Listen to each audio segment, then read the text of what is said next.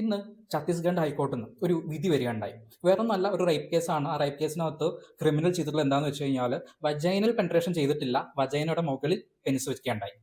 അപ്പോൾ ഇതാണ് കേസ്. ഈ കേസിൽ കോടതി പറഞ്ഞ വിധി എന്താണെന്ന് വെച്ച് കഴിഞ്ഞാൽ ഇത് റേപ്പ് അല്ല, ഇത് അറ്റംപ്റ്റ് റേപ്പാണ്. കാരണം അവിടെ പെൻട്രേഷൻ നടന്നിട്ടില്ല. അപ്പോൾ ഇവിടെ ഒരു പ്രശ്നം വരുന്നു, ഒരുപാട് ആക്ടിവിസ്റ്റുകളൊക്കെ ഇതിനെതിരായിട്ട് വരികയുണ്ടായി. പക്ഷേ ഇവിടെ ഒരു ക്വസ്റ്റ്യൻ വരുന്നത്, ഒരു വ്യക്തി അല്ലെങ്കിൽ ഒരു ക്രിമിനൽ അയാൾക്ക് ഇഷ്ടമുള്ള എല്ലാം ചെയ്തു, അയാൾക്ക് സുഖം കിട്ടുന്ന അല്ലെങ്കിൽ അയാൾക്ക് ഇഷ്ടമുള്ള എല്ലാ കാര്യങ്ങളും ചെയ്തു, പെൻട്രേഷൻ ചെയ്തില്ല. അപ്പോൾ ഇതിനെ റേപ്പായി കണക്കാക്കാൻ പറ്റില്ല എന്നാണ് നമ്മുടെ കോടതികൾ പറയുന്നത്. IPCയിലെ സെക്ഷൻ 375 റേപ്പ് എന്താണെന്ന് ഡിഫൈൻ ചെയ്യുന്നത്.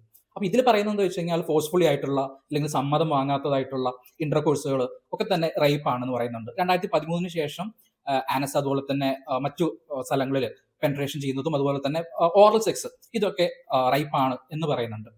അപ്പോൾ ഇവിടെ ഒരു ക്വസ്റ്റ്യൻ വരുന്നത്, ഒരു ക്രിമിനൽ എല്ലാ കാര്യങ്ങളും ചെയ്തു, അവന് ചെയ്യേണ്ട കാര്യങ്ങളൊക്കെ ചെയ്തു, ബാക്കിയെല്ലാം ചെയ്തു, ആ പെൺകുട്ടീനെ വളരെ ദുരുപയോഗം ചെയ്തു എന്ന് വയ്ക്കുക. പക്ഷേ ഇവൻ ബുദ്ധിപൂർവ്വം പെൻട്രേറ്റ് ചെയ്തില്ല. അപ്പോൾ ആ ജഡ്ജി എങ്ങനെ വിധി പറയുന്നുണ്ടാവുക, അല്ലെങ്കിൽ ആ ജഡ്ജി എന്തായിരിക്കും, അല്ലെങ്കിൽ കോടതി എന്തായിരിക്കും പറയുന്നുണ്ടാവുക? ഇത് റേപ്പ് അല്ല, അറ്റംപ്റ്റ് റേപ്പ് ആണ്, അല്ലെങ്കിൽ വിടാം എന്ന് പറയുമോ?